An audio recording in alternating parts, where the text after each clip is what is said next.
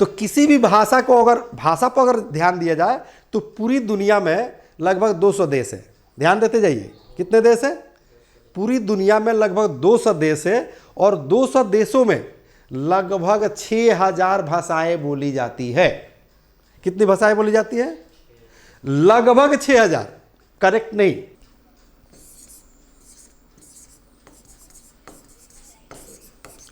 Grammar है ना। सबसे पहले हम लोग जानेंगे कि ग्रामर कहते किसे हैं।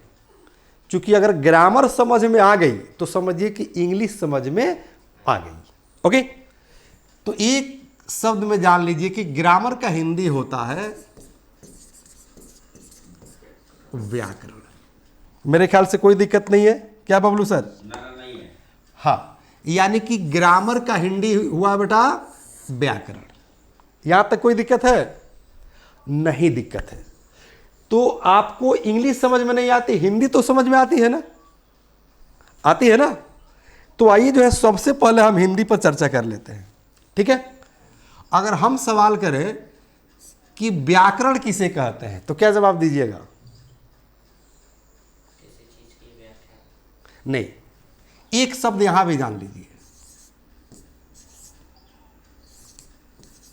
शुद्ध, ठीक है। और इंग्लिश में भी एक ही वर्ड जान लीजिए, शुद्ध का इंग्लिश होता है करेक्ट। समझ में आ रही है? यानी कि आपने क्या सीखा?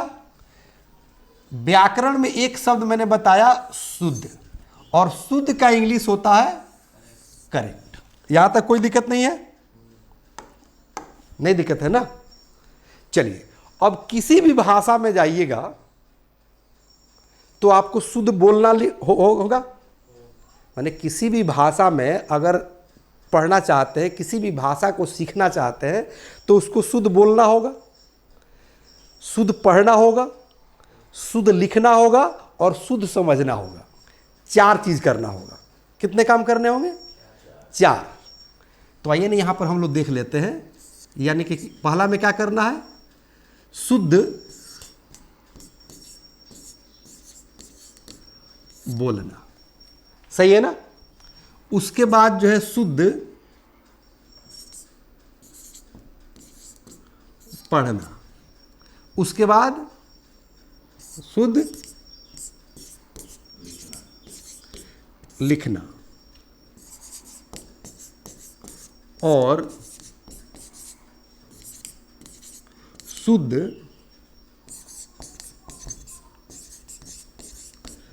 समझना ही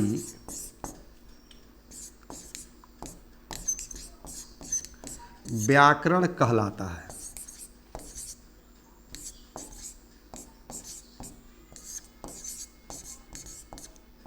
फिर एक बार समझ लीजिए बाबू, एक बार फिर विशेष ध्यान दीजिए और आप लोग भी ध्यान दीजिए।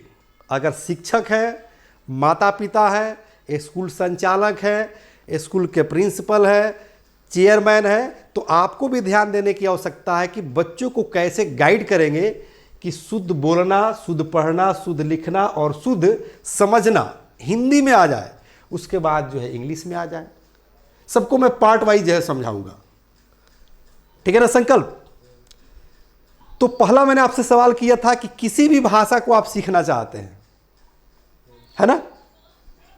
तो किसी भी भाषा को अगर भाषा पर अगर ध्यान दिया जाए तो पूरी दुनिया में लगभग 200 देश है। ध्यान देते जाइए, कितने देश है? पूरी दुनिया में लगभग 200 देश है और 200 देशों में लगभग 6000 भाषाएं बोली जाती है। कितनी भाषाएं बोली जाती है? लगभग 6000, करेक्ट नहीं, लगभग 6000। कुछ इधर उधर हो सकता है और लगभग 200 देश है तो 1-2 देश इधर उधर हो सकता। मैं लगभग में बता रहा हूं, जीके नहीं पढ़ा रहा हूं, राइट। अब 6000 भाषा में इंग्लिश जो है सबसे रिच लैंग्वेज माना जाता है, इंटरनेशनल लैंग्वेज है। क्यों? क्योंकि ये पूरी दुनिया में बोली जाती है। और सबसे बड़ी बात है कि इंग्लिश बोलना, पढ़ना, लिखना और समझना 6000 भाषाओं में से सबसे आसान भाषा है इंग्लिश। क्योंकि इंग्लिश से आसान कोई भाषा दुनिया में है ही नहीं। वजह यही है कि इंग्लिश इंटरनेशनल लैंग्वेज है। 26 लेटर है, ABCD कितने हैं? 26 लेटर्स है, और 26 लेटर्स से ये लैंग्वेज बना है, और ये लैंग्वेज पूरी दुनिया में बोली जाती है। जबकि हिंदी में 52 लेटर है, उर्दू में जाएगा तो 38 लेटर है, चाइना में जाएगा तो चाइनीज में 140 लेटर है। सोचिए कि चाइनीज लोग कैसे सीखते होंगे। Okay, come to the point, हम लोग बात कर रहे हैं इंग्लिश की और हिंदी से हम कनेक्ट कर रहे हैं, राइट। तो मैं आप लोग को क्या बता रहा था अभी कि आपको ये शुद्ध जो है सबके साथ जुड़ा हुआ है, यानी कि शुद्ध बोलना, शुद्ध पढ़ना, शुद्ध लिखना, शुद्ध और शुद्ध समझना ही व्याकरण कहलाता है। यानी कि व्याकरण हमें हिंदी में शुद्ध बोलना सिखाता है, शुद्ध पढ़ना सिखाता है, शुद्ध लिखना सिखाता है और शुद्ध समझना सिखाता है। यानी कि जो हम बोल रहे हैं वही आप समझिए। समझ में आ रही है ना? जैसे मान लीजिए कि हमने यहां पर एक एग्जाम्पल देंगे, राइट। जैसे अगर हमें आपको यहां लिख दिए दिन, ध्यान दीजिएगा क्या लिखे हैं? दिन, राइट। एक जो है यहां लिख दिए हम दिन। ध्यान देना बेटा,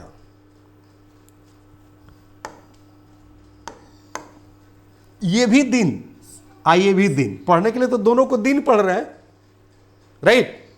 इस दिन का मतलब क्या होता है? इस दिन मतलब डे।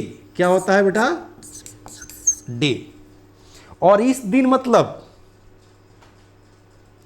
याद रखिएगा, ये दिन जो है धर्म के लिए यूज होता है। किसके लिए यूज होता है? हाँ, धर्म के लिए होता है। उर्दू फारसी में जाइएगा तो इस दिन मतलब होता है धर्म, राइट। क्या हुआ? धर्म। एक और वर्ड देखिएगा, लोग कहते हैं कि दिन दुखिया, तो दिन दुखिया, तो वहां पर ये वाला दिन लिखेंगे, दिन दुखिया।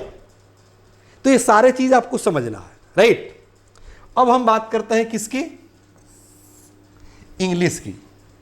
चूंकि आपका सवाल था कि हमें इंग्लिश नहीं समझ में आती है, तो पहले हिंदी समझ में आ गई, तो जिस तरह से आपको हिंदी समझ में आ गई उसी तरह से इंग्लिश भी आपको समझ में आएगी। करना क्या है तो ध्यान दीजिएगा। आप बताइए, शुद्ध का अंग्रेजी हमने लिखाया था क्या चीज? Correct, right. और बोलना का अंग्रेजी क्या होता है? स्पीक। पढ़ना का अंग्रेजी क्या होता है? रीड।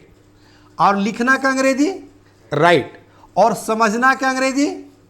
अंडरस्टैंड। इतना तो जानते हैं ना, कोई दिक्कत? चलिए, अब यहां पर जो है ग्रामर का डेफिनेशन जान लीजिए कि करेक्ट, और उसके बाद बोलना का अंग्रेजी लिख लीजिए, करेक्ट,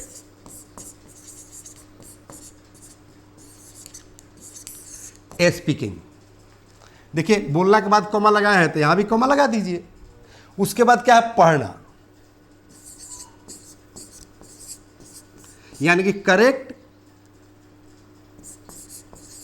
पढ़ना का रीड होता है ना, तो उसमें आईएनजी जोड़ दीजिए, यानी कि करेक्ट स्पीकिंग, करेक्ट रीडिंग,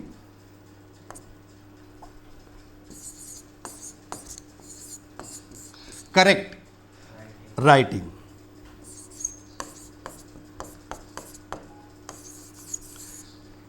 और देखिए, तो यहां पर और कह रहा है ना, तो और का अंग्रेजी क्या होता है? एंड। करेक्ट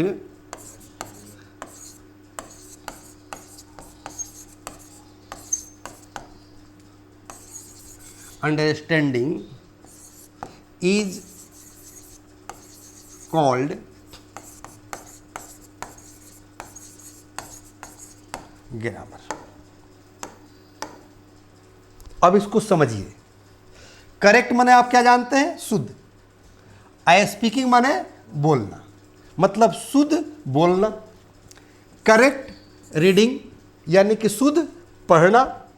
करेक्ट राइटिंग यानी कि शुद्ध लिखना। एंड यानी कि और। करेक्ट अंडरस्टैंडिंग और करेक्ट समझना यानी कि शुद्ध समझना। Correct is called, is called माने कहलाता है। इज कॉल्ड मतलब कहलाता है। क्या कहलाता है? ग्रामर। समझ में आ रही है मेरी बात? अब आसान है या डिफिकल्ट ये बताइए? आसान है ना? तो ग्रामर का पार्ट तो समझ में आया, ग्रामर क्या है। अब आइए ग्रामर का फर्स्ट चैप्टर के बारे में हम चर्चा करेंगे, राइट? बढ़े आगे? यहां तक समझ में आ गया ना? अब कोई पूछता है कि व्हाट इज ग्रामर, ठीक है? कोई पूछे कि व्हाट इज ग्रामर, तो क्या जवाब देंगे? Correct speaking, correct reading, correct writing and correct understanding is called grammar. समझ में आ गई? कोई दिक्कत? थोड़ा सा इस पर एग्जाम्पल देना चाहेंगे, जैसे इधर हिंदी में दे रहे थे ना, उस तरह से इंग्लिश में भी आप थोड़ा सा देख लीजिए, राइट? पेज चेंज कर दिया मैंने। कैसे, तो ध्यान दीजिएगा। जैसे शुद्ध बोलना, शुद्ध बोलना, इस पर ध्यान दीजिए। बबलू जी आप भी ध्यान दीजिएगा। शुद्ध बोलना, जैसे ध्यान दो बेटा, ध्यान दीजिएगा क्या लिखे हुए हैं, ठीक है? चले बताइए क्या लिखे हुए हैं। इसको क्या पढ़ेंगे आप? क्या पढ़ेंगे इसको? ऐसे पढ़ेंगे यार। और इसको क्या पढ़ेंगे? आर। बबलू जी ध्यान दीजिएगा ताकि हम बच्चे को गाइड कर सकें। इसको पढ़ेंगे आर और इसको पढ़ेंगे आर, तो अंतर कैसे पता चलेगा? बोलिए। जब इसको भी आर इसको भी आर, तो अंतर पता चलेगा कि क्या पढ़ रहे हैं? नहीं। इसका मतलब क्या हुआ बेटा कि ये जो है गलत है, इसको आर नहीं पढ़ेंगे, इसको आर नहीं पढ़ेंगे, ठीक है? क्या पढ़ेंगे तो जान लीजिए, इसको पढ़ेंगे आ। क्या पढ़ेंगे? आ। तो आपके ग्रामर में देखिए तो यहां था ना कि शुद्ध पढ़ना। क्या है? शुद्ध पढ़ना। तो शुद्ध पढ़ना, राइट? शुद्ध रीडिंग। तो शुद्ध रीडिंग के लिए हमें ये चीज तो जानना पड़ेगा ना बेटा, आगे नहीं जानना पड़ेगा? जानना पड़ेगा ना। तो याद रखना, इसको पढ़ते हैं आ और इसको पढ़ते हैं आर। दिक्कत कोई दिक्कत नहीं। अब देखो ये कैसे स्पष्ट होगा। बबलू जी आप भी ध्यान दीजिए। जैसे देखिएगा एक सेंटेंस जो है बेटा, लोग धड़ल्ले बोलता है, किसी से मिलता है तो कहता है कि हाउ आर यू। सेंटेंस यही होता है ना?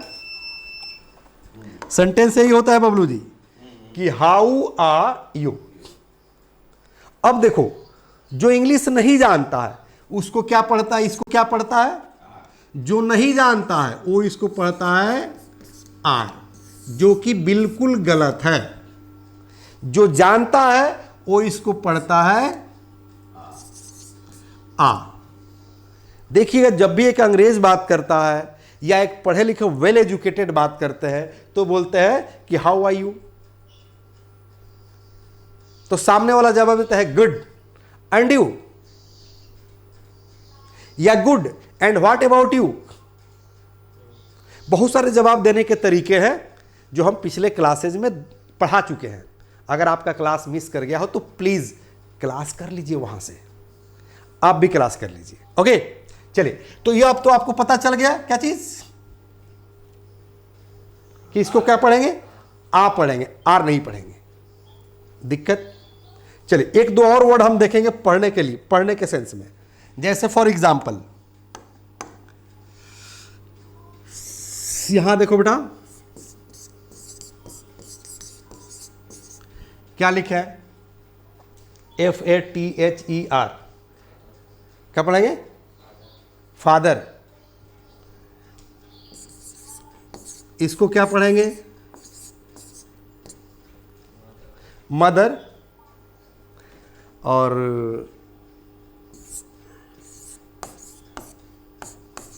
इसको क्या पढ़ेंगे?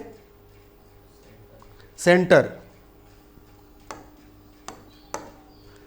गाइस आप लोग भी ध्यान दीजिएगा, यही बच्चों की सबसे बड़ी कमजोरी होती है, ठीक है ना बेटा। इसको फादर नहीं पढ़ते हैं, इसको फादर नहीं पढ़ते हैं। जैसे आप बोल रहे हैं कि इसको पढ़ेंगे क्या चीज, फा,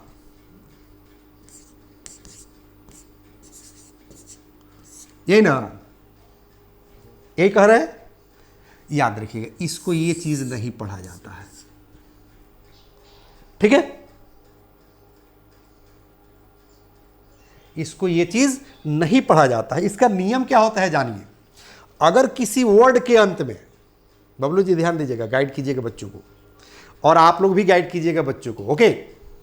अगर डायरेक्ट आप मेरे वीडियो देख रहे हैं, अगर डायरेक्ट स्टूडेंट है, तब तो सोने पर सुहागा, ओके। चलो बेटा, किसी भी वर्ड के अंत में, यानी कि शब्द के अंत में अगर आर हो और उस आर के पहले ई आया हो, या उस आर के बाद ई आया हो, जैसे यहां पर देखिए आर के बाद क्या आ गया, ई आ गया, ठीक है। तो यहां पर आर का उच्चारण अ होता है। क्या होता है, अ होता है, याद रहेगा। अब यहां पर क्या पढ़ेंगे, ध्यान दीजिएगा। The first step towards achieving your dreams is having the right coach. Get the best education with English Plus by Sanjeev Sivaneer and make your spoken English dreams come true. Download the app now.